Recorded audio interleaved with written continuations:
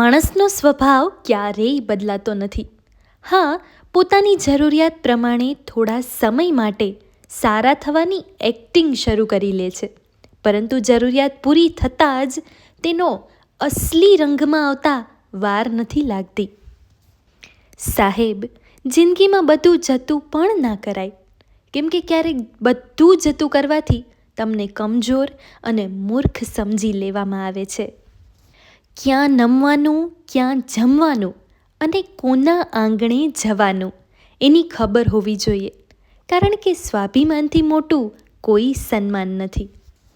શ્રી કૃષ્ણ કહે છે, ભક્તિ, શક્તિ અને સંસ્કૃતિ આ ત્રણેય જે ઘરમાં હશે ત્યાં સુખ, શાંતિ, સમૃદ્ધિનો વાસ જરૂર હશે.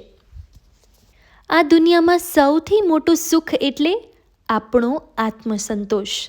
એટલે જ કહેવાય છે કે સંતોષી નર સદા સુખી.